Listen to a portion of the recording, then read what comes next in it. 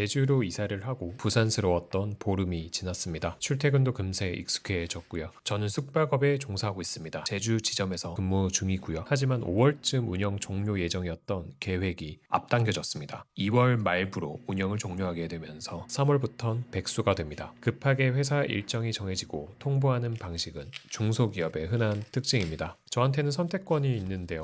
서울 지점으로 복귀를 하던지 퇴사를 하던지 당연히 저는 퇴사를 선택했습니다. 제가 제주에 온 이유는 하고 있는 일이 좋아서가 아니라 바다와 자연이 있는 제주가 좋아서입니다. 집 밖을 나오면 한라산이 보이고 조금만 교외로 나가도 자연에 둘러싸인 풍경을 마주할 수가 있습니다. 34살에 다시 이력서를 준비하고 새로운 직장에서 적응을 한다는 게 그리 쉬운 일은 아니라고 생각합니다. 근데 어쩌겠어요.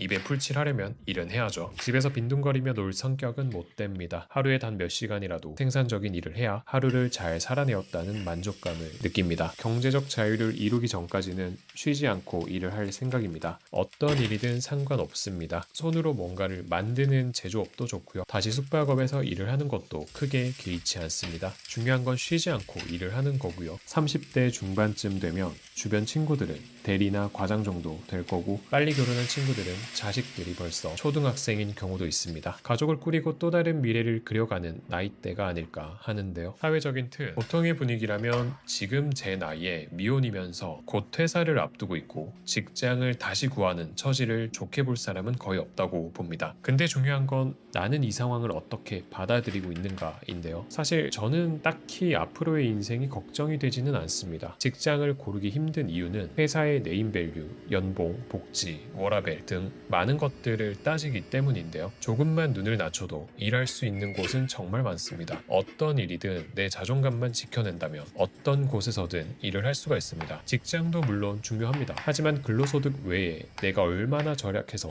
저축하고 있고 투자하고 있느냐는 또 다른 영역입니다. 평생 직장만 다닌다고 인생이 바뀌진 않습니다. 경제적 자유는 불가능에 가깝고요. 직종 상관없이 꾸준히 들어오는 근로소득을 바탕으로 투자 습관이 만들어지면 시기의 차이가 있을 뿐이지 누구든지 경제적 자유는 가능하다고 봅니다. 가늘고 길게 직장에서 근로소득을 만드는 게 가장 우선순위고요. 이게 밑바탕에 잘 깔린다면 퇴근에서는 절약, 저축, 부업 뭐든 가능하다고 봅니다. 직장이라는 신분은 시간적인 자유를 억압하면서 사회적인 구석이라고도 느낄 수가 있는데요. 조금만 생각을 바꾸면 이 회사라는 울타리가 미래의 경제적 자유를 위한 안전장치가 될 수 있습니다. 결국 수년 후의 미래는 현재 내가 속한 회사의 네임밸류가 아니라 생각의 차이와 행동의 결과입니다. 남이 어떻고 저떻고는 비교만 될 뿐이지 인생에 전혀 도움이 되지 않습니다. 내가 만약 최저임금을 받는다면 어떻게 미래 먹거리를 만들어 가야 할까에 대한 생각들만 하시면 어떨까요? 어차피 고액 연봉자들과의 경제적인 격차를 줄일 수 있는 방법은 없습니다. 물리적으로 불가능에 가깝고요. 연봉이 3배 이상 차이가 나는데 어떻게 그 격차를 줄이나요? 따라서 현실적으로 비교 자체가 무의미하고요. 따라서 내 경제적 상황을 객관적으로 바라볼 필요가 있습니다. 현실적으로 내가 도달 가능한 목표 금액을 설정해야 되고요. 5억, 10억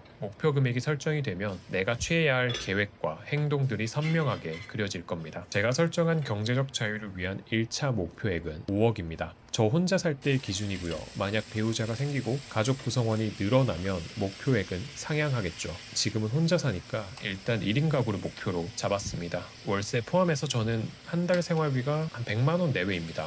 그러면 넉넉히 잡아서 200에서 250만 원 가량이 월 배당금으로 들어오면 충분하다고 생각합니다. 따라서 약 5억으로도 충분히 세팅을 할 수가 있습니다. 슈드 6, 제피큐 4 비율로 각각 세전 연 배당 수익률을 보수적으로 가정해봤을 때 대략 3.5%와 9%의 배당금을 각각 받을 수 있습니다. 평균 5.5%의 배당률을 목표로 포트폴리오를 구성했고요. 전체 투자금 약 5억 정도면 충분히 실현 가능한 배당금입니다. 디테일하고 정확하게 계산할 필요는 없습니다. 어차피 목표액에 도달하기까지는 긴 시간이 걸리고 그 과정에서 굉장히 많은 일상들의 변화가 있을 겁니다. 따라서 금액에 집착하며 스트레스 받는 것보다 대략적인 큰 그림만 그려놔도 대략 얼마씩 모으면 몇 년이 걸리겠구나가 그려질 겁니다. 5억, 10억, 30억 은퇴에 충족하는 금액적인 기준은 모두가 다릅니다. 어떻고 저떻고 할 필요가 전혀 없고요. 남의 인생은 참고만 하면 됩니다. 참고만으로도 새로운 목표가 생길 수 있고요. 다른 사람 인생에 훈수둘 시간에 내 인생을 돌아보고 좀 더 집중하는 게 훨씬 이득이 아닐까요? 너무나 당연한 얘기죠. 사람마다 파이어의 기준이 다를 수 있습니다. 소비 수준과 생각의 차이가 다르기 때문입니다. 누군가는 5억 파이어를 이해하지 못할 수도 있습니다. 사람마다 추구하는 삶이 다르기 때문에 어떠한 선택도 맞고 틀림은 없습니다. 제가 미니멀 라이프를 지향하는 이유는 실현 가능한 금액으로 파이어를 하기 위해서입니다. 그 목표에 도달하기 위해서는 일상에서 충분한 절약을 해야 하며 충동적인 소비와 물욕을 가라앉혀야만 합니다. 식비를 줄이고 도시락을 싸고 물건을 정리하고 절약된 돈으로 주식에 투자를 해야만 합니다. 일련의 과정은 일상을 단순화하면서 파이어라는 목표에 선택과 집중을 하기 위함입니다. 미니멀 라이프는 단순히 물건을 줄이는 것에서 끝나는 게 아닙니다. 생각과 행동의 단순화를 통해서 온전히 나를 알아가고 내 시간을 갖기 위함입니다. 파이어를 이룬 분들이나 지향하는 사람들의 공통점이 있습니다. 절약과 저축은 기본이고 쓸모없는 물건에 돈을 쓰지 않습니다. 경제적 자유를 통해 이루고자 하는 바가 명확하고 나의 행복과 가족의 행복을 위해 시간을 보내기를 원합니다. 저는 혼자서 누리는 기쁨보다는 행복한 일상을 누군가와 함께 나누었을 때 그때 드는 좋은 기분과 감정이 더 오래 가더라고요. 혼자서 잘 지내다 보니까 연애도 결혼도 관심 없는 것 아니냐는 질문을 자주 받는데요. 앞서 말했다시피 이 아름다운 세상을 혼자 살아가기엔 너무나 아깝다는 생각이 듭니다. 뭘 먹든 어딜 가든 뭘 하든 혼자보단 역시나 둘이 좋고요. 파이어라는 여정에 함께할 수 있는 반려자가 있다면 더할 나위 없겠다는 생각이 듭니다. 아무도 궁금해하지 않았지만 저는 이런 사람에게 끌립니다. 규율에 얽매이지 않고 자기 삶을 주체적으로 만들어가는 사람. 비가 오거나 눈이 올 때 그 순간의 낭만을 즐길 줄 아는 사람. 바다와 산 그리고 자연과 가까이 지내는 사람. 마지막으로 제주의 파이어는 경제적 자유를 이룸으로써 하루에 주어지는 24시간을 내 마음대로 쓸 수 있습니다. 저는 출근을 위해 씻고 준비하고 문 밖을 나서고 바깥 공기를 마주하는 행위가 하루 중에 꽤 의미 있는 시간이라고 생각을 합니다. 만약 출근을 하지 않는다면 이 루틴을 지킬 확률이 과연 몇 %나 될까요? 출근이라는 강제성이 부여되지 않으면 일상이 무너질 확률이 굉장히 높다고 생각합니다. 최소한 저는 그럴 것 같아요. 이런 경우에 의도적으로 일상에 강제성을 부여하게 되면 오히려 하루를 계획적이고 윤택하게 보낼 수 있습니다. 요즘 아침에 일어나기가 굉장히 힘듭니다. 눈 뜨자마자 휴대폰부터 보는데요. 아차 하는 순간 30분 1시간이 지나갑니다. 일찍 눈 떠서 한다는 게 고작 휴대폰이라뇨. 무기력증이 도지기 시작하고요. 이 감정을 무시하면 어느 순간 무기력한 감정이 바닥 끝까지 내려가기 시작합니다. 그러다가 생각이 꼬리를 물기 시작하죠.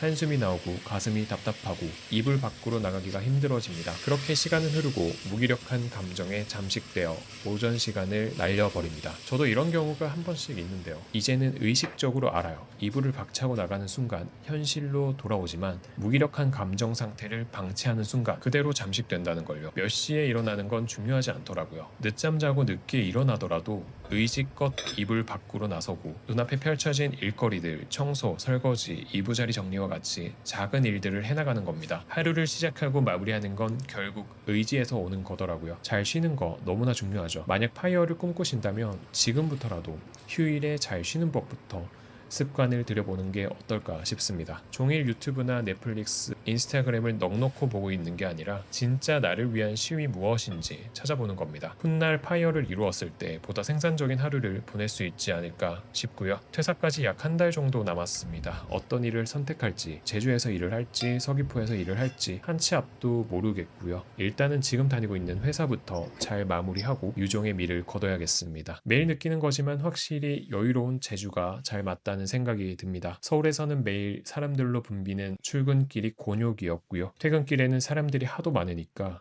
지하철을 2번, 3번 그냥 보내는 게 일상이었거든요. 어딜 가나 사람이 많았고 카페를 하나 가려고 해도 웨이팅이 있거나 사람들로 북적였습니다. 저는 유행을 따라가는 사람도 아닐 뿐더러 서울에 존재하는 인프라를 잘 즐기지 않았습니다. 그러다 보니까 매일 자연으로 둘러싸인 제주 생각이 났었고 좋은 기회에 다시 제주로 오게 되었습니다. 역시나 여유로웠고 진짜 나만의 시간을 보내고 있는 느낌입니다. 반대로 유행에 민감하고 외로움을 잘 타고 친구들과 시간을 자주 보냈던 사람은 오히려 제주에서 오래 살기는 힘들지 않을까 싶습니다. 장소에 구애받지 않고 큰 걱정 고민 없이 제주에 내려와서 살 수 있었던 이유는 직업적으로 어떤 야망이 없기 때문입니다. 남들에게 잘 보이기 위한 직업, 능력, 주변 시선을 내려놨더니 내가 생각한 대로 결정을 하고 나아가게 되더라고요. 대신에 저는 유튜브나 주식에 좀 더 가치를 두고 살아가고 있습니다. 이렇듯이 내 인생에서 필요한 것과 불필요한 것을 구분할 필요가 있고요. 무언가를 포기함으로써 얻어지는 가치를 반드시 챙기시기 바랍니다. 사실 유튜브를 하는 게 가장 많은 시간과 노력이 들어가고요.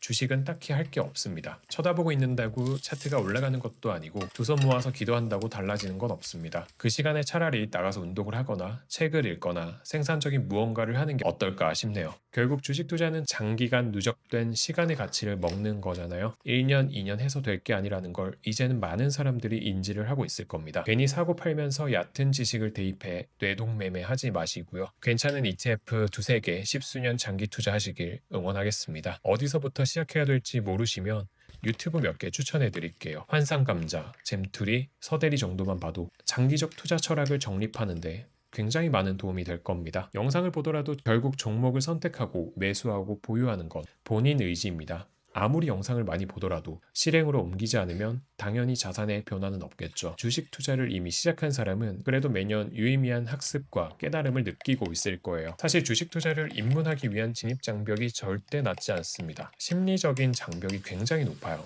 특히나 재테크를 안정성이 큰 예적금만 했던 사람은 변동성이 낯설게 다가올 수밖에 없습니다. 어딜 가나 주식은 필수 재테크라고는 하지만 위험 자산에 대한 인식이 크다 보니까 섣불리 투자하기를 망설일 수밖에 없는 것 같습니다. 유튜브, 책 꼭 보시고요. 장기 투자, 레버리지, 지수 투자 등 구분 없이 다양하게 공부해보시면 학습만으로도 높은 장벽을 허물 수 있을 겁니다. 제주에는 눈 예보가 있습니다. 기온도 많이 떨어졌고요. 퇴근하거나 쉬는 날 평안한 하루들을 보내고 있습니다. 주변 환경이나 분위기에 적응도 많이 했고요. 어떻게 하면 좀 더 윤택한 삶을 살 수 있을까에 대한 고민을 끊임없이 하고 있습니다. 식사 잘 챙기시고요. 늘 행복만 하시길 바라겠습니다. 오늘도 들어주셔서 감사합니다.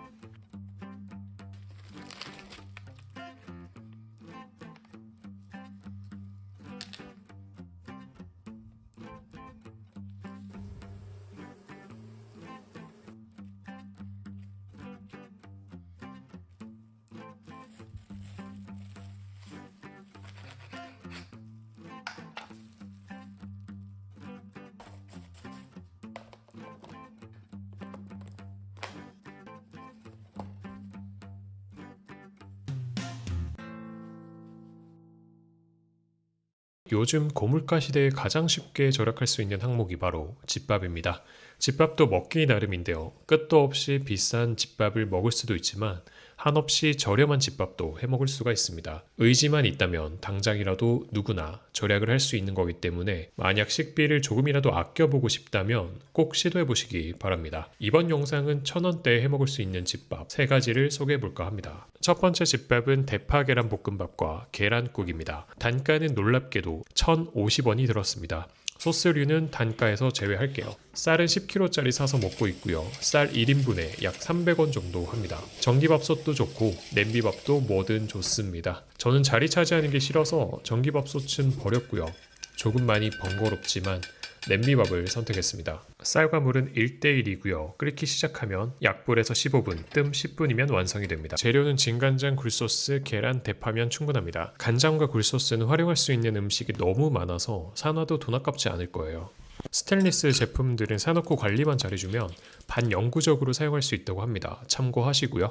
계란국부터 만들어 볼 건데요. 물 2컵 넣어주세요. 정확하지 않아도 돼요. 참치액 1스푼 넣어주고요. 2스푼 넣었더니까 짜더라고요. 짜면 물 더 넣으면 되고요. 걱정하지 않으셔도 됩니다.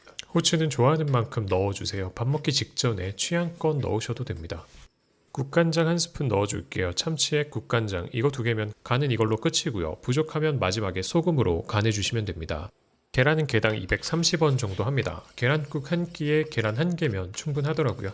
요리 순서 당연히 중요합니다. 하지만 집밥을 처음 해먹는 사람이라면 너무 디테일한 거에 신경 쓰지 않으셨으면 좋겠습니다. 하나씩 만들어 먹는 과정에서 자연스럽게 습득하는 게 정말 많기 때문에 요리하는 과정에서 괜히 스트레스 받지 않으셨으면 좋겠네요. 대파도 가위로 숭덩숭덩 잘라주시면 되고요. 한 끼 먹을 양 정도 넣으면 단가로 30원 정도 넣었다고 보시면 됩니다. 꾸준히 집밥을 먹고 버리는 식재료가 없으면 보시다시피 단가가 정말 저렴합니다. 마찬가지로 도구에는 용도가 다 있긴 하지만 꼭 칼로 썰어야 될 필요는 없습니다. 대충 시작하다 보면 애정이 생기고 관심이 생기는 법입니다. 다음으로 대파 계란볶음밥 해줄 건데요. 기름은 올리브오일만 씁니다. 대파 조금 넣고 먼저 볶아줄게요. 재료를 버리지 않는 방법은 집밥을 꾸준히 해먹고 한 번 장 볼 때 먹을 만큼만 구입을 하는 겁니다. 처음에는 버리는 게 많을 거예요. 왜냐하면 집밥을 잘 안 해먹는데 일주일에 얼마나 식재료를 쓰는지 알 리가 없잖아요. 처음엔 버리는 게 있더라도 집밥을 루틴처럼 먹다 보면 대충 일주일에 얼마나 먹는지 재료에 대한 감이 생길 겁니다. 냉동으로 오래 먹을 수 있는 게 뭔지, 바로바로 먹어야 되는 게 뭔지, 공통으로 쓰여지는 재료는 뭔지 말이죠. 밥을 넣고 볶아줄 건데요. 센 불에서 볶다 보면 수분이 날아가서 뽀슬하고 맛있는 볶음밥이 됩니다. 계란은 2개 넣었습니다. 계란 한 개 230원 정도 합니다. 2개면 500원도 안 되고요. 대파 계란볶음밥 단가는 고작 800원입니다. 요리할 때 이렇게까지 단가를 계산하지는 않습니다. 저도 처음 해보는 건데 생각보다 고물가 시대에 저렴하게 한 끼를 먹을 수 있다는 게 신기할 따름이네요. 여기서 만약 쌀밥을 햇반으로 대체한다면 단가는 2배 이상 올라갈 겁니다. 선택하기 나름입니다. 굴소스는 반 스푼만 넣어줄게요. 마지막에 맛을 보고 부족하다 싶으면 소금으로 간을 해주면 됩니다. 국이든 볶음밥이든 대부분은 소금으로 간을 맞출 수 있기 때문에 싱겁지 않을까 너무 걱정 안 하셔도 됩니다.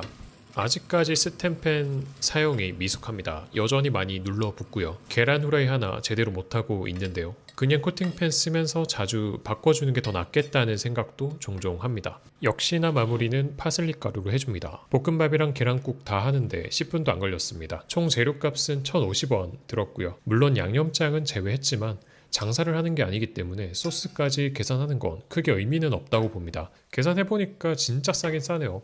제가 입버릇처럼 집에서 뭘 해먹어도 외식하는 것보단 싸다고 자주 말을 했었는데요. 배달 자주 시켜먹는 사람들은 집밥 해먹으면 진짜 절약 많이 될 겁니다. 아마도 가장 기본적인 집밥 메뉴가 아닐까 합니다. 진간장, 국간장, 참치액, 미림, 맛술, 굴소스 있으면 무조건 좋은데 몇 번 안 쓰고 버리지 않을까에 대한 걱정도 있을 겁니다. 한 번에 다 살 필요 전혀 없고요. 메뉴마다 필요한 걸 사다 보면 나중에는 교집합에 포함되는 것들이 많아지면서 안 사도 되는 것들이 점점 많아질 겁니다. 너무 완벽하게 하려고 애쓰다가 지치지 마시고요. 온전히 나를 위한 한 끼 만드는 거에 습관을 들여보는 건 어떨까요? 두 번째 메뉴는 고기가 들어간 카레입니다. 마찬가지로 쌀과 물 1:1 비율로 냄비밥을 지어줍니다. 고기, 양파, 당근이 들어간 카레 단가는 1,280원입니다. 단순하게 고체 카레 한 개만 넣으면 단가는 600원으로 확 떨어집니다만 그렇게까지 허리띠 졸라맬 필요는 없다고 보고요. 그래도 식사다운 식사는 해야 된다는 게 제 생각입니다. 밥을 먼저 올리고 재료 손질을 해줍니다. 양파 반 개에 약 180원입니다. 한 끼에 얼마나 저렴하게 먹을 수 있는지를 보여주기 위함이지 저는 평소에 한 끼에 양파 한 개를 다 넣습니다. 근데요, 한 개를 넣어도 360원입니다. 반 개를 넣든 한 개를 넣든 180원은 인생에 어떤 영향도 주지 않습니다. 중요한 건 내 의지로 집밥을 해먹어 보냐 마냐의 차이가 아닐까 싶습니다. 냄비밥은 이렇게 수분을 어느 정도 날리고 약불에서 15분을 끓여주고 10분간 뜸을 들여주면 꼬슬하고 맛있는 냄비밥이 완성됩니다. 근데 사실 조금 귀찮긴 해요. 진짜로. 양파 역시 올리브오일에 볶아주고요. 양파 볶을 때 무염버터도 한 조각 넣어주면 진짜 맛있거든요. 근데 굳이 안 넣고 최소한의 재료만 넣어도 맛은 있습니다. 솔직히 양파 없이 고체 카레 하나 넣고 끓여서 밥이랑 먹어도 맛있을걸요. 근데 이왕이면 구색을 갖춘 한 끼면 좋잖아요. 당근도 조금 넣어줬습니다. 당근 저렇게 조금 넣으니까 한 50원 정도 하더라고요. 역시나 칼로 썰어도 되지만 귀찮으니까 가위로 잘라주고요. 카레에 또 고기가 빠질 수 없잖아요. 앞다리살이나 새우 같은 거 넣으면 훨씬 맛있는데 1,000원대 맞추려면 카레용 고기 조금 사용하는 거 말고는 선택지가 거의 없더라고요. 고기 안 넣으면 아쉬우니까 카레용 고기 조금 넣어줬습니다. 그리고 골든커리 한 조각 넣어줬습니다. 고체 카레는 한 개에 300원 정도 합니다. 더 단가를 낮추고 싶으면 오뚜기에서 나온 카레가루도 좋은 선택지가 될 수 있으니까요. 참고해 주시면 될 것 같습니다. 완성된 고체 양념이 나오기 때문에 카레는 아무리 생각해도 가장 쉬운 집밥 요리가 아닐까 싶습니다. 여기에 치킨 스톡이나 참치액 반 스푼만 넣어도 풍미가 기가 막힙니다. 이렇게 어렵지 않게 1,280원짜리 카레를 만들 수가 있고요. 고기 450원, 양파 반 개 180원, 당근 50원, 고체 카레 300원, 쌀 300원이 들어갔습니다. 이렇게 싸게 먹고 절약까지 가능하지만 요리하고 설거지하고 재료가 버려지는 걸 생각하면 그래도 사 먹는 게 낫다는 사람들이 분명히 있을 겁니다. 사 먹고 아낀 시간으로 생산적인 일을 하면 다행이지만 대부분 사람들은 그렇게 알차게 시간을 보내지 못합니다. 뭐 그게 낫다면 그렇게 하시면 되고 집밥을 해 드시고 식비 절약을 하고 싶은 사람은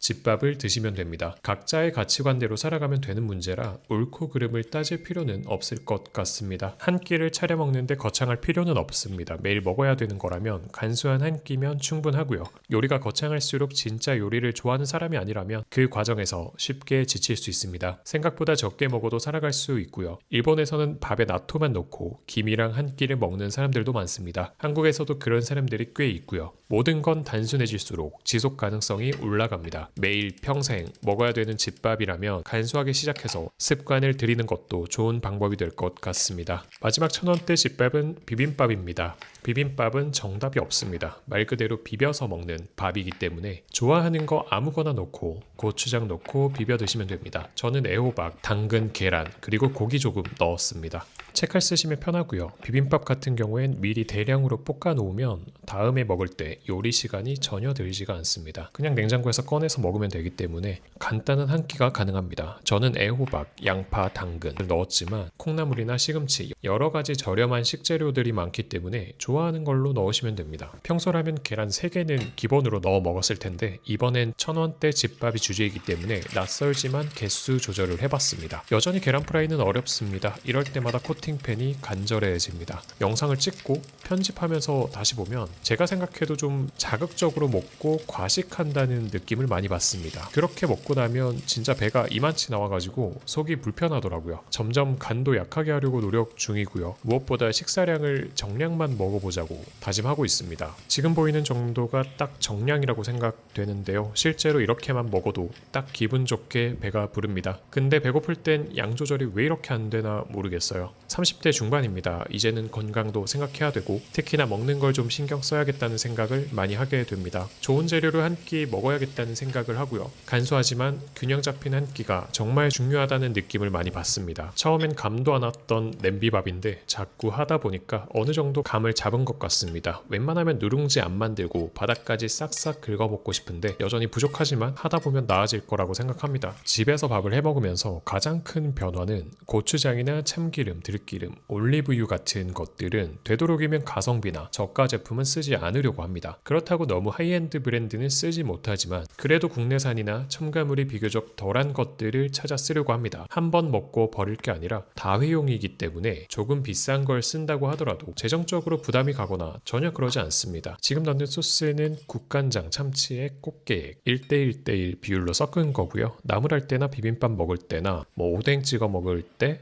그런 소스로 쓰기에 너무나 좋습니다. 비빔밥에 들어간 비용은 1,260원입니다. 카레용 고기 300원, 애호박 조금 150원, 계란 230원, 양파 반개 180원, 당근 조금 100원, 쌀 300원. 어떤 기분이 드시나요? 너무 싸서 한번 해먹어 볼만 하다고 생각되시나요? 아니면 여전히 큰 벽처럼 느껴지시나요? 아무튼 집밥은 재료에 따라서 아끼면 한도 끝도 없이 아낄 수 있습니다. 뭘 먹어도 밖에서 사 먹는 것보단 싸고요. 그렇다고 매일 집밥만 먹을 순 없잖아요. 평소에 절약을 했다면 일주일에 한 번 정도는 배달이나 외식도 해볼 수 있겠죠. 상황에 맞춘 균형 있는 소비가 또 집밥을 지속 가능하게 만들어줍니다. 가끔 배달을 시켜 먹습니다. 이번에 배달시킨 건 특대방어랑 밀치회고요. 입가심으로 야무지게 라면에 밥까지 말아 먹었습니다. 매일 이렇게 배달시켜 먹으면 정말 편하겠죠. 오늘은 치킨, 내일은 피자, 모레는 회. 내가 열심히 번 돈으로 남한테 요리를 맡기고 내가 직접 요리하는 데 쓰는 시간을 확보하는 겁니다. 그 시간에 나는 다른 생산적인 무언가를 할 수 있겠죠. 하지만 대부분의 사람들은 그 시간을 돈 주고 살 만큼 바쁜 사람이 많지가 않습니다. 직접 요리해서 끼니를 해결하는 데 시간을 써도 될 만큼 여유로운 사람들이 더 많습니다. 결국엔 집밥과 배달 그리고 외식의 밸런스가 굉장히 중요하다고 생각합니다. 열심히 집밥을 해서 먹었고 가끔 이렇게 배달도 시켜 먹으면서 말이죠. 최근에 술을 거의 안 마셨는데 도저히 술 없이 없이 회가 안 넘어가네요. 먹다 말고 술 사러 다녀왔습니다. 안동 소주 좋아하고요. 식사하다 말고 마트까지 다녀올 정도면 꽤 급했다는 겁니다. 저는 기름진 회를 좋아하는 편이고요. 제주에는 마트에서도 쉽게 대방어를 살 수가 있어서 마트에서도 한 번씩 사서 먹는 편입니다. 배달시키면 양은 적은데 구성들이 알차서 한 번씩 시켜 먹고요. 술은 한두 잔 식사 때 곁들이는 걸 좋아합니다. 고기가 있을 때나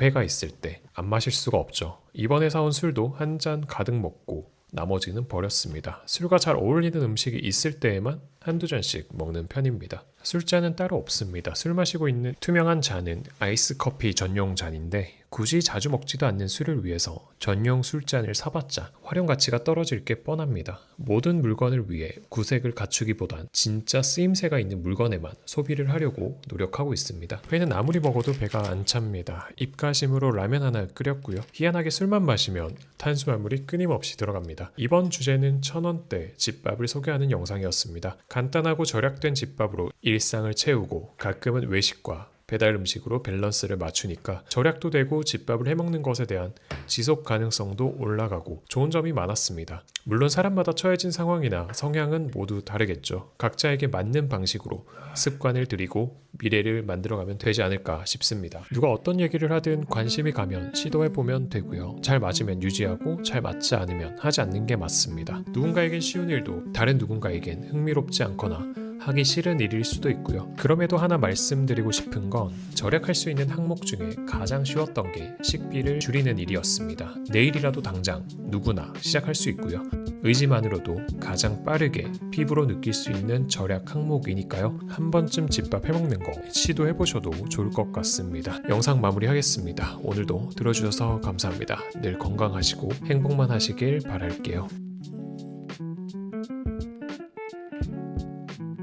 날씨가 춥습니다. 아침에 눈을 뜨는 순간부터 출근할 생각에 기분이 썩 좋지만은 않습니다. 날씨는 춥고 움츠러든 어깨는 좀처럼 펴지지가 않네요. 많은 직장인들이 하루를 한숨으로 시작합니다. 더군다나 요즘 어딜 가나 주식 얘기는 빠지지가 않습니다. 관심을 끄고 싶거나 그 열기를 차단하려고 해도 바깥이나 디지털 세상 속 모두가 주식이라는 키워드를 언급하고 있습니다. 아침에 일어나는 순간부터 많은 정보들이 눈앞에 펼쳐집니다. 하지만 경제적 자유를 이루지 못한 저 또는 누군가는 선택권이 없습니다. 세상이 어떻게 돌아가든 부지런히 준비해서 출근길에 올라야 합니다. 정답 없는 세상을 마주하며 살아가고 있습니다. 여러분들은 어떤 유니버스를 구축하며 살아가시나요? 누군가는 돈이 전부가 아니다. 죽을 때 벌어놓은 돈 다 들고 갈 거냐라는 식의 가치관을 가진 사람도 있고 또 다른 누군가는 젊을 때 조금 아껴서 노후에 쓰자는 사람도 있습니다. 전자의 경우엔 한 살이라도 어릴 때 많은 경험을 하는 것에 초점을 맞추고 있기 때문에 경험과 거기에서 오는 즐거움이 누구보다 중요한 사람입니다. 반대로 후자의 경우엔 하고 싶은 것 조금 참아가면서 경제적 자유에 보다 초점을 맞추는 경우라고 볼 수 있겠네요. 단언컨대 정답은 없습니다. 어떤 형태의 삶을 선택하더라도 누군가 선택한 삶에 대해 옳고 그름을 판단할 순 없습니다. 놀아본 사람이 놀 줄 안다고 젊었을 때 다양한 경험을 통해서 좋은 습관을 들여놓은 사람은 나이가 들어서도 쉽게 무언가를 선택할 수 있습니다. 나이가 들수록 새로운 도전을 하기가 망설여지는데요. 당장 30대만 돼도 맨살이 드러나는 수영복을 입고 수영 강습 받는 게 그렇게 부끄러울 수가 없습니다. 조금이라도 어릴 때 많은 경험과 배움은 어쩌면 나이가 들어서 어떤 결정을 하기에 앞서 명확한 잣대나 기준을 만들어주기도 하는 것 같습니다. 반대로 젊을 때 하고 싶은 거 조금 참아가면서 경제적인 관념에 관심을 가지고 돈 공부를 장기간 해온 사람은 분명 노후에 금전적인 여유가 따라오겠죠. 대신 다양한 경험들의 부재, 돈에만 몰두한다면 젊을 때의 추억은 모두 돈에 대한 것들 뿐일 겁니다. 물론 다 그런 건 아니지만요. 따라서 이 둘의 적절한 비율이 굉장히 중요하다고 봅니다. 많은 경험과 시야를 넓히는 거 중요하고요. 똑같은 비중으로 돈 공부 또한 같이 이루어져야 한다고 생각합니다. 최소한 저한테는 말이죠. 제가 느끼고 바라는 이상향 또는 제가 바라는 마음가짐 같은 것들을 유튜브를 통해서 얘기를 하는 게 제 생각을 정리하기 위함도 있고 저랑 비슷한 가치관을 가진 사람들과 소통하기 위함도 있습니다. 제 생각이 정답이라고 절대 생각하지 않고요. 저는 제 방식대로 저한테 맞는 삶의 가치를 찾아가고 있는 수많은 사람 중에 한 명이라고 생각해 주시면 좋을 것 같습니다. 돈을 모으기 위해선 평소보다 소비를 줄여야겠죠. 너무나 당연한 얘기입니다. 아니면 승진을 해서 직급을 올리던지 또는 연봉을 올리는 방법도 있습니다. 어떤 게 더 쉬울까요? 평소에 소비를 절약하는 건 내 의지만 있으면 누구나 할 수 있는 겁니다. 하지만 연봉을 올리는 건 100%내 의지만으로는 불가능한 영역입니다. 따라서 절약을 하기 위해서 가장 쉬운 방법은 내 소비 수준을 파악하고 줄여나가는 겁니다. 다른 분들은 어떨지 모르겠는데요. 일단 저는 과소비, 맥시멀리스트, 무계획 인생을 거치고 지금의 간소화된 인생 계획을 세우게 되었습니다. 앞선 경험을 했기 때문에 좋지 않은 습관들을 쉽게 내려놓을 수 있었던 것 같습니다. 경제적 자유라는 단 하나의 목표가 일상을 미니멀하게 만들었고 간소화된 일상을 적응하면서 지내고 있습니다. 모든 것을 간소화합니다. 일상에서 쓰임새가 있는 물건은 안으로 들이고 쓰임새가 없는 물건은 과감하게 정리합니다. 물건을 100개 이상 버렸고 지금까지 얼마나 쓸모없는 것에 소비를 했는지 후회가 되더라고요. 버리고 또 버렸습니다. 습관적으로 주변을 살피게 되고 사용 목적 없이 자리만 차지하고 있는 건 과감하게 버렸습니다. 자주 사용하거나 매일 사용하는 건 가성비를 따지지 않았고 제 값을 주더라도 잘 만들어진 한 개를 구입했습니다.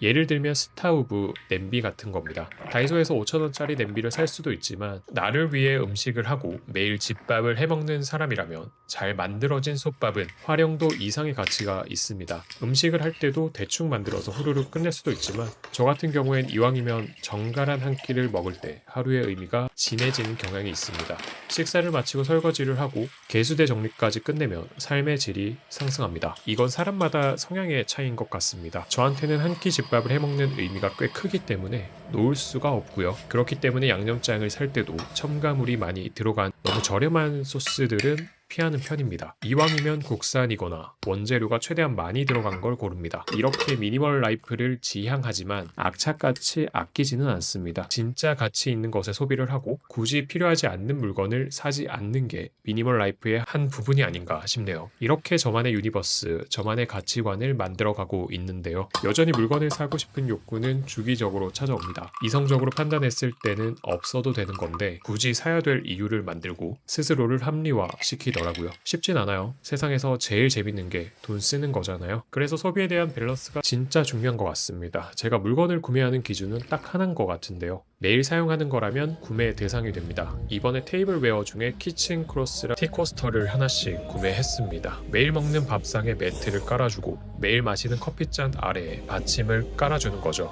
단순해요. 그냥 매일 쓰는 제품이면서 상품이 가진 가치를 잘 활용할 수 있는 거라면 관심을 가지고 구매를 합니다. 대개는 미니멀 라이프라는 그 자체의 색안경을 끼고 바라봅니다. 짠순이 혹은 짠돌이와 같이 말이죠. 세상의 흐름에 올라타지 않고 그저 아끼기만 하는 사람이라고 많이들 생각하시는데요. 저처럼 삶을 간소화하면서 경제적 자유라는 목표를 가지신 분들 정말 많고요. 그 과정에서 진짜 일상에 가치 있는 소비를 하시는 분들 굉장히 많습니다. 앞에서 예를 들었지만 자주 사용하는 솥밥은 좋은 걸 쓴다든지 빨래 건조대도 다이소 5,000원짜리가 아니라 몇만 원짜리 튼튼한 걸 사용한다든지 조금만 사용하면 쿠션이 죽는 요가 매트나 폼롤러보단 조금 돈을 더 주더라도 잘 만들어진 용품을 사용한다든지 런닝할 때 옷은 대충 입어도 런닝화는 목적에 맞는 걸 신는다든지 매일 사용하는 물건에 대해선 명확히 투자하고 구입하고 사용합니다. 미니멀 라이프를 추구하는 사람들 중에 이렇게 소비하는 사람들이 꽤 많고요. 마냥 짠돌이 짠순이라고만 볼 수는 없습니다. 그냥 목적을 가지고 열심히 살아가는 보통의 사람으로 봐주시면 어떨까 싶네요. 주식도 내 성향에 맞게 최대한 간소화하려고 하는데요. 최근에 포트폴리오에 변화가 조금 있었습니다. 직접 투자하던 슈드를 전량 매도하고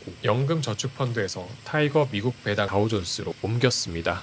연금저축펀드에서의 슈드는 대표적으로 타이거 미국 배당 다우존스와 에이스 미국 배당 다우존스가 있죠. 이 둘의 차이라고 하면 타이거가 거래량이 더 많고 에이스는 운용 보수가 미세하게 저렴합니다. 하지만 똑같은 지수를 추정하고 있고 운용 보수는 20-30년 후에나 눈에 보일 정도의 차이기 때문에 이런 사소한 것 때문에 어떤 거에 투자할지 심각하게 고민하지 않으셨으면 좋겠습니다. 분명 20년 이상 투자를 하는 사람은 극히 드물 겁니다. 혹여나 에이스를 20년 이상 매수를 했는데 운용 보수가 타이거에 비해 많이 나온다고 한들 그냥 내면 되죠. 투자 기간이 20년이면 받은 배당금이랑 주당 시세 차익만 해도 얼만데 그 운용 보수가 아까울까요? 당장 시작하는 데 있어서 이런 사소한 것들에 붙잡혀서 실행력을 잃지 않으셨으면 좋겠습니다. 연금저축펀드에는 미국 배당 다우존스를 포함해서 금과 나스닥 100을 함께 가져가고 있습니다. 연금저축펀드는 안 할 이유가 전혀 없죠. 어떤 종목을 매수하지 않고 그냥 매년 600만 원만 계좌에 넣어놔도 세액공제가 되고요. 총 급여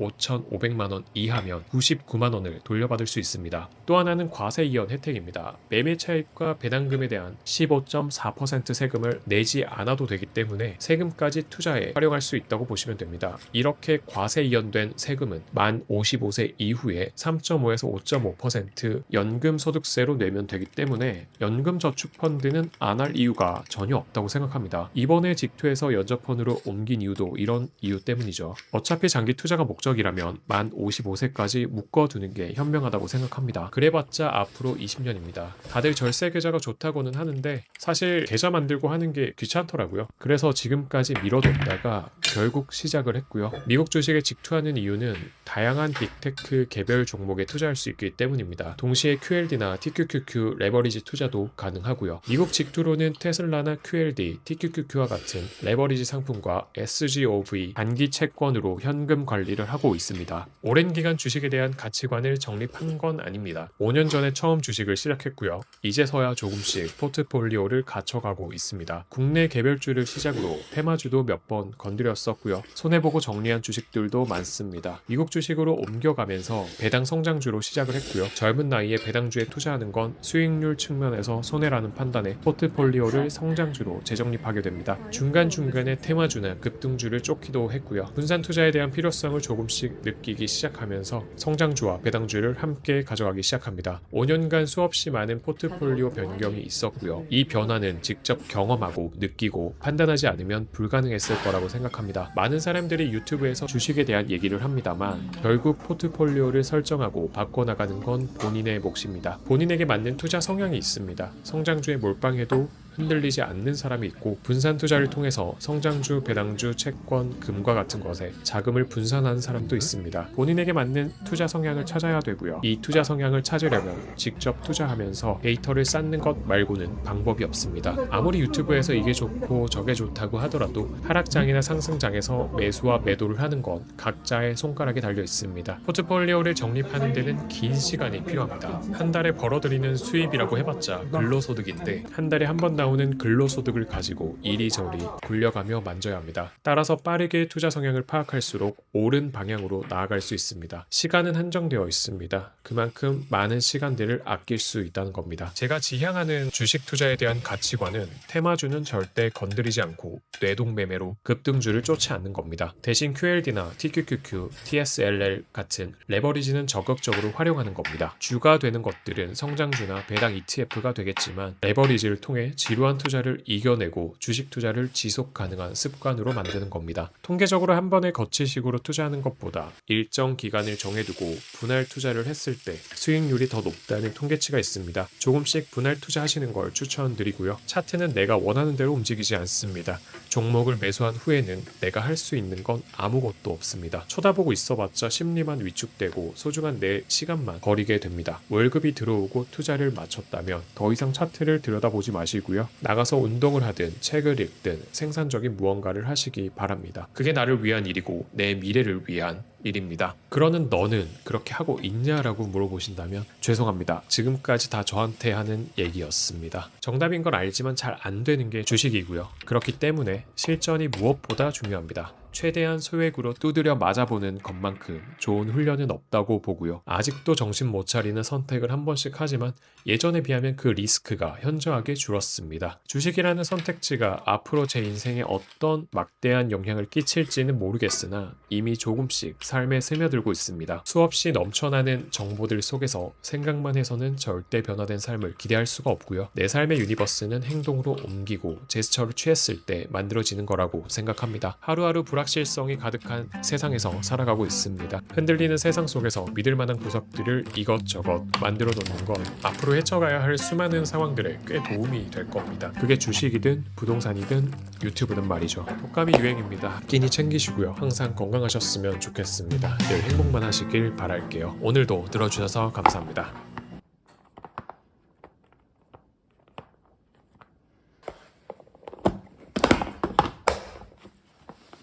미니멀 라이프를 실천하고 있는데요. 아직도 멀었지만 그럼에도 노력하고 있습니다. 집밥을 주로 먹으면서 식비를 절약하고 있는데 냉장고를 절대 꽉 채우지 않습니다. 공간이 남으면 남는 대로 두고 미리 쟁여두는 걸 최대한 지양하고 있습니다. 메인 재료들보단 식사와 샌드위치용으로 소스류들이 많고요. 고체 카레도 항상 구비해두고 있습니다. 점심 혹은 저녁 대용으로 바게트나 치아바타도 자주 먹습니다. 냉동실에는 만두, 블루베리, 차돌박이, 대파, 소분해 놓은 게 끝이고요. 부족하면 바로 앞에 마트가 있어서 바로바로 사서 재고를 최대한 줄이고 있습니다. 이 재료들만 있어도 만둣국, 덮밥, 깐풍만두 등 다양한 요리가 가능합니다. 냉동 블루베리는 물에 한번 씻어서 먹는 게 좋고요. 보통 대용량으로 사다 놓고 소분해서 먹는 편입니다. 요거트에 블루베리, 견과류, 꿀 이렇게만 넣어도 깔끔하면서 굉장히 속 편하게 아침을 보낼 수 있습니다. 요즘엔 일어나자마자 단백질 쉐이크도 같이 마시고 있고요. 저 같은 경우엔 아침에 목구멍으로 밥이 잘 안 넘어가더라고요. 식욕도 없고요. 그래서 억지로 먹지 않고 나한테 맞는 재료들을 찾아서 가벼운 것들 위주로 정해놓고 루틴처럼 먹으려고 합니다. 보통 아침은 이렇게 그냥 서서 먹는 편이에요.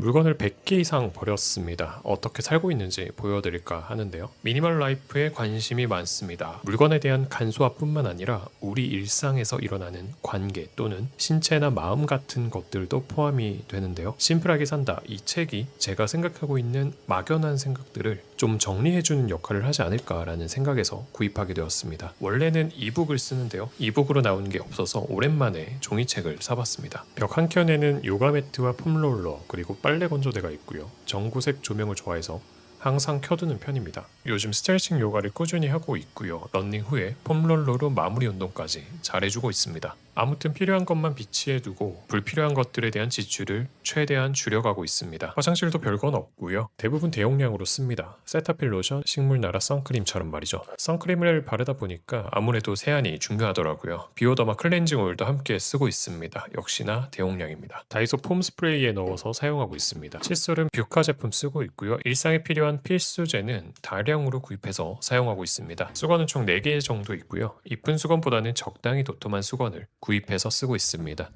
수납 공간이 많지만 굳이 채우려고 물건을 사지 않습니다. 비어있으면 비어있는 대로 그대로 두는 편이고요. 여러분, 두르가즘이라고 들어보셨나요? 머리 감을 때 제가 10년 넘게 하고 있는 두피 브러쉬인데요. 강추입니다. 귀찮지만 워터픽, 치실, 양치 또한 빠질 수 없는 루틴 중에 하나입니다. 수납 공간이 꽤 있는데요. 공간이 많이 남습니다. 공구들은 눈에 띄게 펼쳐서 놔뒀고요. 화장지, 키친타올이 전부입니다. 브루잉 장비들 소개해달라는 댓글이 있어서 간단하게 소개해드릴까 합니다. 입문하면서부터 쭉 써오던 것들이고요. 저울은 브루소, 이번 달 원두는 센터커피에서 주문해서 마시고 있습니다. 만약에 어떤 원두를 구입해야 될지 모르겠다 하시면 언스페셜티 몰에 들어가셔서 구입하시면 도움이 많이 될 겁니다. 매월 괜찮은 로스터리를 소개하면서 원두도 같이 팔고 있기 때문에 원두 선택에 꽤 많은 도움이 될 겁니다. 커피를 마시는 이유는 매일 카페에서 6,000원이 넘는 드립 커피를 사 마실 수는 없잖아요. 그 비용을 조금 줄여보고자 집에서 내려 마시기 시작했고요. 장비 업그레이드 없이 커피 생활을 지금까지 즐기고 있습니다. 커피를 끊으면 되지 않느냐라고 생각할 수도 있는데요. 저는 커피를 마시는 것뿐만 아니라 내리는 과정을 명상이라고 생각해요. 짧지만 나만의 시간을 통해서 나만의 텐션으로 하루를 시작하는 도구 같은 거라고 생각을 합니다. 미니멀 라이프를 원한다고 스스로를 옥죄면서까지 할 필요는 없다고 생각하고요. 집에서 즐기는 커피 생활을 더 이상 물건을 업그레이드하지 않아도 꾸준히 즐기고 있고 부엌에서 한 공간을 차지하고 있는 공간 값에 대한 가치를 충분히 하고 있다라고 생각합니다. 출근길에 매일 한 잔씩 커피를 테이크아웃해서 출근하는 사람들이 꽤 많은 걸로 알고 있는데요. 한 달에 22일 약 4만 원입니다. 여기에 점심값을 포함하면 20만 원 이상은 그냥 사라진다고 봐도 무방하겠죠. 따라서 도시락을 싸서 다니고 커피값만 줄여도 최소 10만 원 이상을 절약할 수 있는 겁니다. 주식 투자 관점에서 비교를 해보자면 10만 원을 절약한다는 건 슈드 기준으로 약 4천만 원의 가치와 비슷하다고 볼 수 있습니다. 이전과 다른 소비 습관이라고 한다면 하나를 사더라도 좋은 퀄리티의 물건을 사려고 한다는 점입니다. 5,000원짜리 다이소 건조대를 써도 되지만 4만원짜리 건조대를 쓰는 이유는 매일 쓰는 거라면 실용적이고 튼튼해야 된다고 생각합니다. 써본 결과 4만원의 가치를 충분히 하고 있습니다. 지금 보이는 옷이 제 4계절 옷 전부입니다. 코트 하나, 니트 3개, 바람막이 2개, 티셔츠 몇 장이 전부고요. 청바지 2개, 면바지 2개, 추리닝 2개, 반바지 1개로 4계절을 지냅니다. 엊그제 잘 입지 않는 맨투맨 티셔츠를 하나 또 버렸고요. 최근에 긴팔 티셔츠를 하나 사려고 고민하고 있습니다. 이렇게만 해도 사계절을 지냈는데 큰 문제는 없습니다. 물론 지금도 소유와 소비 욕구가 한 번씩 올라오긴 하는데 그래도 잘 참아지는 것 같습니다. 옷이 적은 대신 겉으로 보이기에 최대한 깔끔해 보이려고 애를 쓰고 있습니다. 신발 같은 경우엔 컨버스 2개, 데일리 운동화 하나, 런닝화 하나, 겨울 어그 하나, 그리고 여름 슬리퍼 2개, 총 7개가 전부입니다. 신발에 대한 욕심은 딱히 없습니다. 모르죠 또 언제 욕구가 폭발할지. 포터 가방은 데일리로 여전히 잘 메고 있고요. 전자책도 갤럭시 탭도 글 쓸 때마다 유용하게 사용하고 있습니다. 이렇게 잘 활용하는 물건들은 돈 주고 산 것에 대한 아까움이 전혀 없습니다. 내 일상에 필요한 물건이고 삶의 질을 높여주고 아낌없이 사용되어지고 있는 물건이라면 기꺼이 돈을 지불하고 구매할 의사가 있습니다.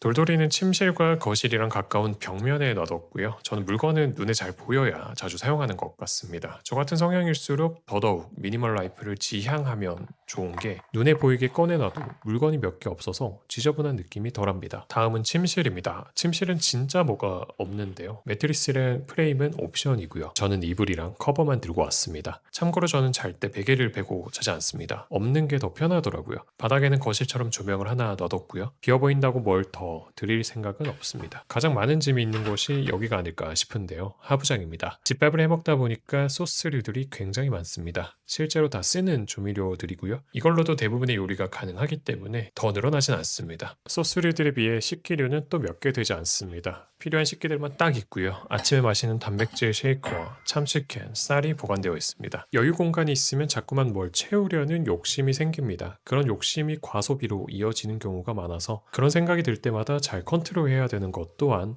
미니멀 라이프의 숙명이 아닐까 싶습니다. 짧지만 간단하게 랜선 집들이도 해봤습니다. 물건을 100개 이상 버리고 나니까 진짜 쓸모있는 것들만 남게 되더라고요. 빈 공간은 그 나름대로 여백의 미가 있었고 더 이상 물건을 고르고 배치하고 신경 쓸 일에 에너지를 쏟지 않게 되었습니다. 맥시멀 라이프였던 제게는 장족의 발전이고요. 물건이 가득했을 때는 느끼지 못했는데 버릴수록 심플해질수록 마음이 안정적이게 되고 남아있는 물건에 대한 애정이 생기더라고요. 싼 게 비지떡이 맞았고요. 한 가지 물건을 오래 쓰는 사람들을 보면 조금 비싸더라도 충분한 금액을 지불하고 내 생활로 그 물건을 가지고 옵니다. 투자 가치가 마땅하다고 판단이 되면 비싸게 주고 샀더라도 내 인생에 후회 없는 소비가 되는 겁니다. 사람들이 많이 궁금해했던 것 중에 하나가 일주일 식비가 얼마냐, 한 달에 식비로 얼마가 나가느냐라는 질문을 꽤 많이 했었는데요. 사실 명확히 답변을 드리기가 어려워요. 왜냐하면 저는 가계부를 쓰지 않습니다. 무슨 개소리냐 싶겠지만 실제로 가계부를 쓰지 않고요. 제가 여러 번 지출 내역을 기록해 보려고 노력을 정말 많이 했었는데요. 심지어 그 네이버에 엑셀 잘하시는 분들 엑셀 돈 받고 팔잖아요. 그것도 한 3번은 구입해서 써봤던 것 같은데 근데 결론은 지금까지 유지하고 있는 게 아무것도 없다. 돈까지 써가면서 가계부를 쓰려고 시도를 해봤는데 그래도 안 쓰는 거면 그냥 안 쓰는 게 낫겠다라고 생각이 들었습니다. 그럼 돈 관리를 어떻게 하냐? 단순한데요. 그냥 이성적으로 소비를 합니다. 그럼 이성적인 소비가 뭐냐? 만약에 월급이 200만 원이에요. 근데 내가 사려고 하는 명품이든 뭐든 물건 값이 300만 원이나 500만 원짜리일 수가 있잖아요. 이성적으로 판단했을 때 누가 봐도 과소비로 보입니다. 다음 달 혹은 그 다음 달의 고정비나 변동비에 영향을 미치겠죠. 근데 만약에 이걸 사려고 한 달에 20만 원, 50만 원, 1년을 모아요. 그 다음에 물건을 삽니다. 이런 경우엔 굉장히 합리적이고 계획적인 소비로 볼 수가 있겠죠. 즉 충동적인 소비와는 거리가 멀어 보입니다. 이렇게 저는 가계부를 쓰는 대신 이성적으로 판단해서 소비를 합니다. 제가 집밥을 해먹은 지 1년이 넘었습니다. 요즘 물가도 많이 오르고 사람들이 흔히 집에서 먹는 것보다 밖에서 먹는 게 훨씬 싸다라고 얘기를 합니다. 근데 사실이 아니죠. 밖에서 먹는 것보다 집에서 뭘 먹어도 훨씬 저렴합니다. 여기서도 이성적으로 판단해서 끼니를 해결하는데요. 가끔은 간단하게 볶음밥이나 덮밥류들로 저렴하게 끼니를 때우고 일주일 혹은 2주일에 한 번씩은 마음 편하게 배달 음식도 시켜 먹는 겁니다. 가끔은 소고기나 양갈비 같은 단가가 비싼 식재료들로 집밥을 해먹기도 합니다. 매일 비싼 식재료로 집밥을 해먹으면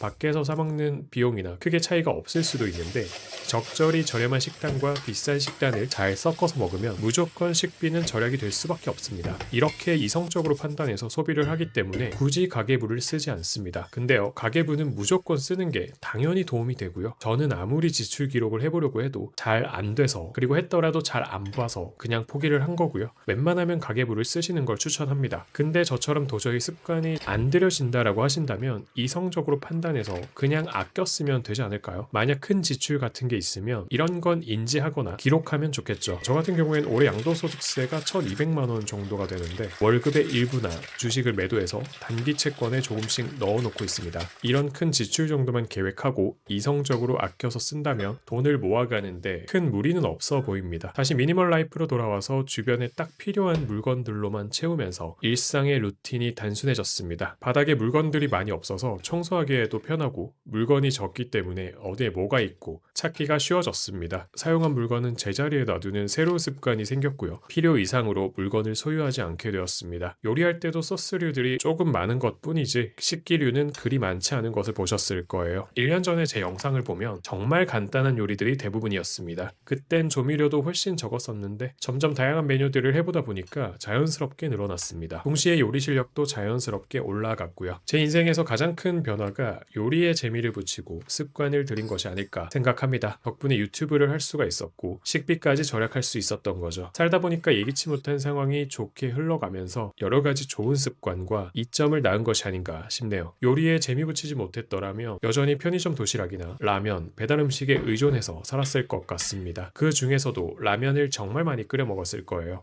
나름대로 건강하고 좋은 습관들을 많이 만들려고 노력하고 있습니다. 30대가 되면서 체질이 변하고 있는지 안 찌던 살이 찌기 시작했습니다. 현재 몸무게는 80kg을 넘었고요. 인생 최고 몸무게입니다. 문제는 알 것 같습니다. 식사량이 너무 많아요. 배고플 때는 식욕이 터져가지고 그때 요리를 하게 되면 무조건 2인분 이상을 합니다. 1인분만 먹으면 되는데 먹다 보면 잘 안 남기더라고요. 배달을 시켜도 꼭 1인분은 안 시킵니다. 넉넉하게 시키고 가끔 저녁 먹고 나면 출출할 때가 있는데 그때를 잘 못 참아요. 최근에는 카페인 중독이라는 카페가 있거든요. 거기 햅쌀 와플이 정말 맛있습니다. 제가 3일 연속으로 시켜 먹었고 최소 금액 채워야 되니까 2개씩 주문을 해서 먹었습니다. 인생 최대 몸무게를 찍기에 그리 어렵지 않은 식습관이었다. 근데 주변 사람들 얼굴에 살이 오른 지금이 더 보기가 좋다고 합니다. 그럼에도 식사량은 분명히 줄여야 하는 게 맞다고 보고요. 그래도 노력은 해보려고 합니다. 안 되면 어쩔 수 없고요. 왠지 안 될 것 같네. 아무튼 미니멀 라이프는 내가 사는 곳을 정갈하게 하기 위함입니다. 깔끔하게 비워진 곳, 정돈된 곳은 정신을 맑게 해줄 뿐만 아니라 맑은 정신으로 이성적인 판단을 할 수 있게 도와줍니다. 물건이 없으면 정리정돈이 정말 쉽습니다. 비어있는 공간이 조금만 흐트려져도 티가 바로 나고요. 옥의 티처럼 눈에 거슬립니다. 바로바로 치우게 되고 물건이 많을 때보다 수월하게 깔끔함을 유지할 수가 있습니다. 실제로 저도 그리 깔끔한 편은 아니었습니다. 설거지는 몰아서 하고 빨래 건조대는 365일 펼쳐져 있었죠. 바닥에 물건이 많다 보니까 자연스럽게 청소는 멀리하게 되더라고요. 근데 제가 물건을 100개 이상 버리고 나니까 이 단조롭지만 깔끔한 환경을 유지하고 싶은 마음이 생겼습니다. 물건을 줄이고 환경을 바꿨을 뿐인데 생각보다 쉽게 생활 습관이 바뀌게 되었습니다. 저도 신기하더라고요. 싱크대에 쌓여있는 식기들이 보기가 싫고 바닥에 널브러진 옷들이나 물건들이 눈에 거슬렸습니다. 사람이 이렇게도 쉽게 바뀔 수 있구나를 거의 몸소 겪고 있다고 봐도 될 것 같은데요. 단순히 쓸모없는 물건을 줄이는 의미도 있지만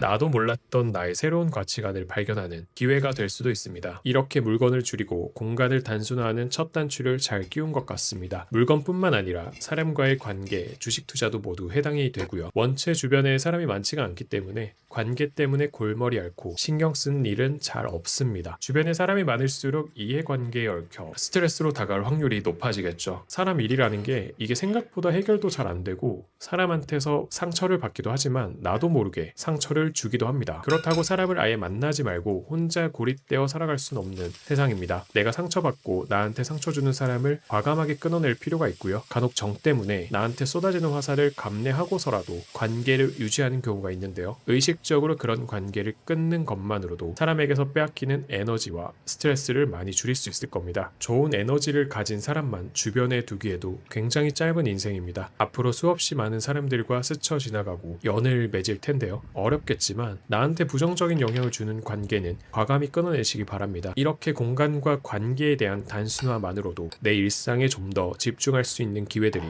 많이 주어질 겁니다. 그렇게 만들어진 에너지를 주식 투자에도 분산할 수가 있는데요. 주식 투자도 마찬가지입니다. 이것저것 손대고 투자해본 결과 주식도 마찬가지로 종목의 단순화가 필요했습니다. 최대한 증권사 계좌를 들여다보지 않고 신경 쓰지 않는 투자를 하고 싶었습니다. 그렇게 지수 ETF를 모으기 시작했고 종목을 단순화하면서 주식 투자에 최소한의 에너지만을 사용하고 있습니다. 인생의 필수적인 요소인 주거 공간, 인간관계, 돈에 대한 스트레스를 최소화했습니다. 내가 살고 있는 공간을 위해 물건을 사고 고르고 꾸며야 한다는 압박에서 벗어났고요.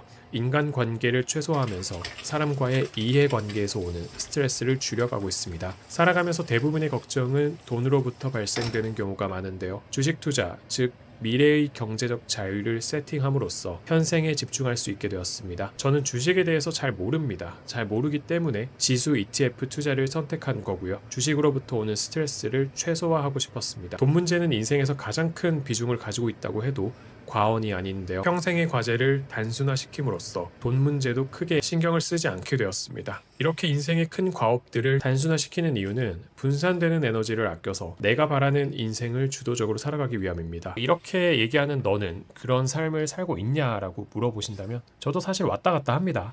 어쩔 땐 내가 가지고 있는 가치관에 집중해서 잘 살아가다가도 가끔 소유욕에 불타오를 때도 있고요. 요즘 국장이 굉장히 핫하잖아요. 지금이라도 불기둥에 올라타야 되나 하는 생각도 많이 드는 게 사실입니다. 가치관이 흔들릴 때가 많죠. 사람이라면 흔들릴 수밖에 없고요.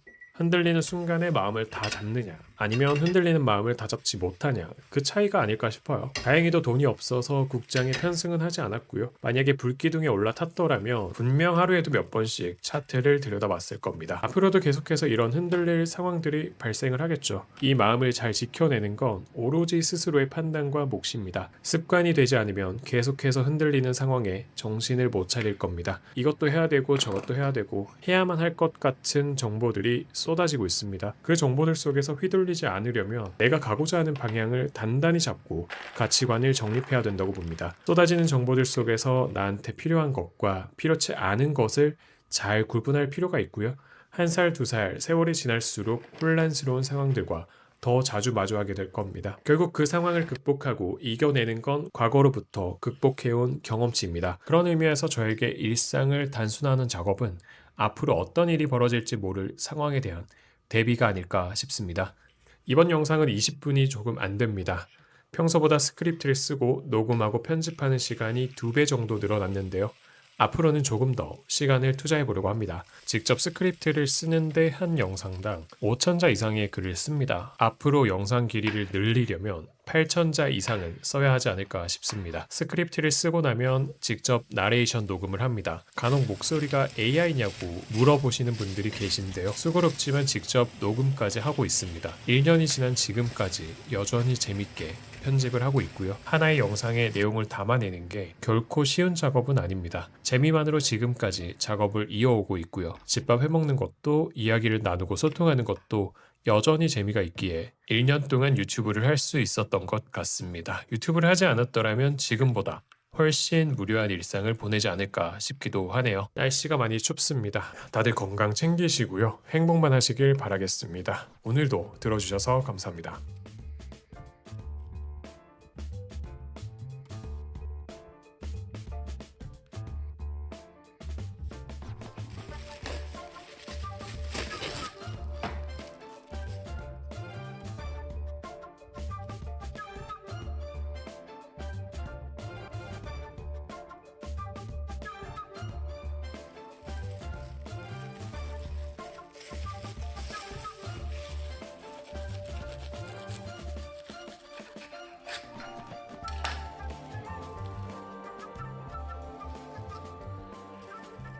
1월부터 집밥을 해먹기 시작했는데요. 어느덧 11개월 차에 접어들었습니다. 식비 좀 줄여보겠다고 시작을 했었는데 다행히도 제 라이프 스타일과 잘 맞아서 지금까지 꾸준히 해올 수 있었습니다. 처음에는 간단한 요리부터 시작했습니다. 김치볶음밥, 참치볶음밥, 대파볶음밥, 계란볶음밥. 볶음밥이란 볶음밥은 다 해본 것 같은데요. 가장 쉽기도 하고 가장 저렴하게 해먹을 수 있는 메뉴들입니다. 심지어 맛까지 좋아서 정말 자주 해먹었던 메뉴이기도 하고요. 그러다가 요리에 익숙해지면서 점점 고기 종류로 넘어가고 해산물을 더하고 메뉴가 다양해졌습니다. 결론부터 말씀드리면 집밥을 해먹으면서 꽤 많은 식비를 절약했습니다. 이 말인즉슨 한 달에 사용하는 지출액이 줄어들었고 투자 금액이 늘어났다는 얘기입니다. 요리하는 것에 재미를 붙이면서 자연스럽게 식비를 절약하게 되었고 투자 금액이 늘어난 겁니다. 제가 생각하기에 가장 쉽게 저축액을 늘릴 수 있는 게 연차를 쌓아서 승진해서 연봉을 올리거나 이직을 통해 몸값을 올리는 거고요. 또 다른 하나가 식비를 절약하는 겁니다. 더 쉬운 쪽을 선택하라면 당연히 식비를 절약하는 겁니다. 승진이나 이직을 통해 몸값을 올리려면 신경 써야 할 게 한두 개가 아닙니다. 반면에 집밥 해먹는 건 의지만 있으면 누구나 시도해 볼 수가 있죠. 실제로 대파 계란 볶음밥 단가를 계산해 보면 1,000원이 안 될 거예요. 계란 하나에 200~300원이고요. 쌀을 사서 밥을 직접 해먹는다고 가정하면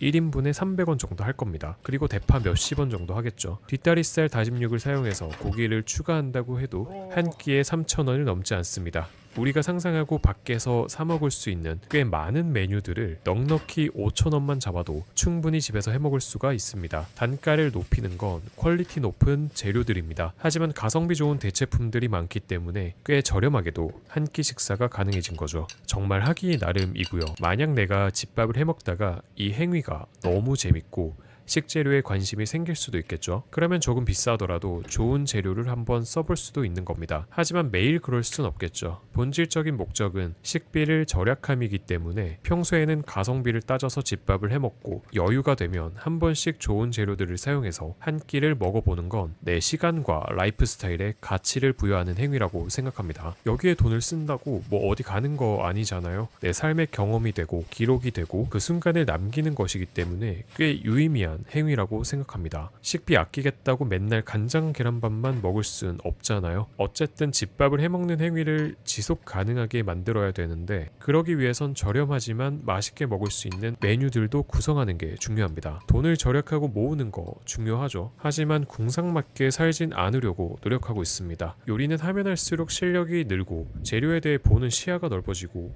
내 데이터로 차곡차곡 쌓입니다. 반면에 배달 음식은 휴대폰 터치 몇 번으로 삶의 질과 편리성이 높아집니다. 하지만 레시피보다는 주문 내역이 가득 쌓이겠죠. 그렇게 도파민이 지나가 버리면 남는 건 좋지 않은 식습관 뿐입니다. 중독이죠. 치킨, 피자, 마라탕, 짜장면, 배달 음식만 해도 수십 종류입니다. 어떤 의지가 있어서 절제하고 끊지 않는 이상은 습관처럼 주문하는 배달을 끊는 건 정말 어렵습니다. 저도 많이 줄인 편이고요. 요즘엔 일주일에 배달 음식 한 번 시켜 먹을까입니다. 그마저도 저는 공짜로 배달을 시켜 먹을 수 있습니다. 미국 주식에서 배당금이 들어오기 때문이죠. 세금 제외하고 한 달에 약 30만 원 가량이 들어옵니다. 공짜로 들어오고요. 아무것도 하지 않아도 들어옵니다. 나한테 들어온 배당금을 사용하지 않고 그대로 놔두면 어차피 재투자되고요. 나 대신 일을 열심히 해서 돈을 벌어다 줍니다. 따라서 배당금을 잘 활용하면 먹고 싶은 걸 내 돈 주고 사 먹는 게 아니라 남이 벌어다 주는 돈으로 공짜로 먹을 수 있는 겁니다. 식비를 줄이는 궁극적인 목적은 투자금을 늘리고 여유로운 생활을 하기 위함이죠. 배달 음식을 절대 포기하지 못한다면 내 돈으로 사 먹는 게 아니라 배당금을 받아서 한 끼라도 음식 주문하는데 보탬이 된다면 더할 나위 없겠죠. 미국 주식 SGOV 단기 채권에 1,000만 원을 넣어 놓으면 연이율 4.3%가 월 배당금으로 쪼개서 들어옵니다. 계산을 해보면 세금 15% 떼고 대략 3만 원이라는 돈이 아무것도 하지 않아도 매월 들어오는 거죠. 3만 원이면 일주일치 저녁을 해먹을 수 있는 금액이고 매월 공짜로 뿌링클에 치즈볼까지 추가해서 먹을 수 있는 금액입니다. 꼭 SGOV만 있는 건 아니고요. 다양한 배당주들이 있으니 꼭 한번 적용해 보시면 좋을 것 같습니다. 잘 세팅해 놓은 배당주는 일상생활에 들어가는 대부분의 지출을 해결해 주기도 합니다. 제가 월 배당으로 30만 원 정도 들어온다고 했는데 통신비는 물론이고 식비와 교통비까지 해결 가능한 금액입니다. 또 누군가에겐 월세 이자를 내는데 도움이 되기도 할 거고요. 수십 년이 지나면 내가 돈을 벌지 않아도 생활비가 들어올 거고 내가 소비하는 대부분을 배당주가 구매를 담당하게 될 겁니다. 나이 어리면 성장주 해야지 무슨 배당주 기웃거리냐며 비웃는 사람도 분명 있을 겁니다. 저도 그 얘기 때문에 한때는 배당주를 정리한 케이스인데요. 하지만 장기 투자적 관점이라면 굳이 배당주를 배제할 이유는 없다고 봅니다. 꾸준히 월 배당이 들어오는 프로세스는 투자를 지속 가능하게 하는 힘이 되기도 합니다. 월급을 제외하고 매월 돈이 들어오는 게 직관적으로 눈에 보이기도 하고 안전지향적인 자산 배분의 한 종목이라고 생각하면 굳이 배당주를 놔두고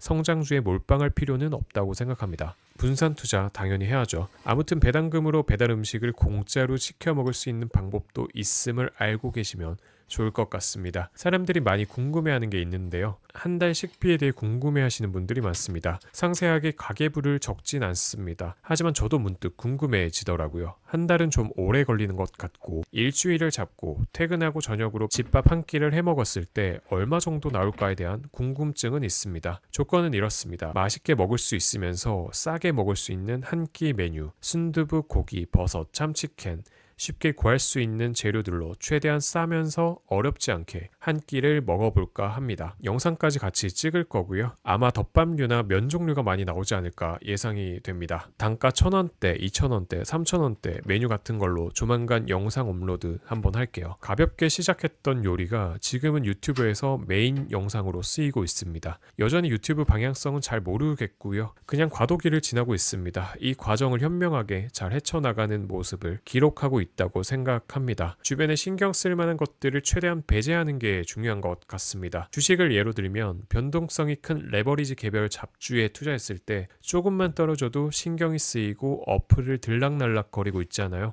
이런 신경 쓸 일만 줄여도 삶이 평온하고 온전히 내 시간에 집중할 수 있는 하루를 보낼 수 있다고 생각합니다. 따라서 근본 성장 ETF인 QQQ와 배당 성장 ETF인 SCHD는 괜히 근본이 아닙니다. 주식부터 시작해서 신경 쓸 일들을 하나씩 줄여나가는 게 평범한 하루를 지켜내는 일이 아닐까 싶습니다. 아시다시피 레버리지나 개별주 투자로 수익을 냈지만 그 이상의 스트레스와 신경을 썼던 것도 사실입니다. 그렇기 때문에 제 투자 성향에서 근본 투자는 선택하지 않을 수 없게 되었습니다. 앞으로도 최대한 신경 쓰지 않고 일상생활에 좀 더 집중할 수 있는 상태를 만들어 보는 게 목표입니다. 30대 중반 과도기를 지나고 있고요. 현재에 집중해서 살아가고는 있지만 고민도 많고 무수한 선택지 앞에서 갈팡질팡하고 있습니다. 무엇 하나 쉽게 선택하기가 어려운 것 같습니다. 예전엔 앞뒤 가리지 않고 닥치고 전진이었다면 이제는 경우의 수를 꽤 많이 생각한 후에 선택을 하게 되더라고요. 많이 소심해졌고요. 두려움도 많아졌습니다. 세상을 알면 알수록 수많은 정보 속에서 위축되고 작아지는 것 같습니다. 수십억 분의 1의 확률로 선택을 받아 이 세상에 태어난 건 기적 같은 일입니다. 행복하게만 살아도 좋을 인생인데 우리는 늘 바늘구멍만큼 작은 곳을 향해 손을 뻗으려고 애를 쓰고 그곳이 곧 파라다이스이자 정답인 것처럼 바라보며 살아갑니다. 어떤 상황에 놓여 있던지 간에 내 삶을 구축하기 위해선 지속성이 굉장히 중요하다고 봅니다. 남에게 보여지기 위한 삶은 지속 가능성이 떨어질 수밖에 없습니다. 도파민이 포함되어야 하고요. 물질적이어야 하며 자극적이어야 되기 때문이죠. 따라서 시간이 지날수록 공허함만 쌓이게 됩니다. 진짜 내가 아닌 남이 바라보는 나, 남에게 보여주기 위한 내가 전부이기 때문에 남의 시선을 신경 쓰지 않을 용기가 필요합니다. 그랬을 때 온전히 나한테 집중할 수 있는 시간이 많아질 겁니다. 나만의 세계를 구축하는 건 정말 낮은 확률로 이 세상에 태어나서 살아갈 유일한 존재 가치이고요. 내 발자취를 남기는 과정이 될 겁니다. 극히 낮은 확률로 이 세상에 태어난 걸 의식적으로 생각하다 보면 정말 내가 이 세상에 가치 있는 존재일까에 대한 답이 나올 겁니다. 우리 모두는 꽤나 유의미한 존재고요. 눈 깜짝할 사이에 30대 중반이 온 걸 보면 인생이 그리 길지만은 않다는 걸 깨닫게 됩니다. 사소한 거에 원칙 세우며 살기엔 너무나 아까운 시간입니다. 원칙은 정말 중요한 일에만 세우고 작고 소소한 일에는 뭐 그럴 수도 있지, 사정이 있겠지와 같은 표현으로 포장해가며 사는 것이 스트레스 받지 않고 유연하게 사는 방법이 아닐까 싶습니다. 제 채널에 어머니 아버지 뻘 되시는 분들도 꽤 많이 시청해 주시고 있는데요. 어린 놈 새끼가 뭘 안다고 훈수를 두나 싶은 생각이 혹여나 드셨다면 그냥 귀엽게 봐주시면 감사하겠습니다. 아무튼 오늘도 들어주셔서 감사하고요. 늘 건강하시고 행복만 하시길 바랄게요. 감기 조심하세요.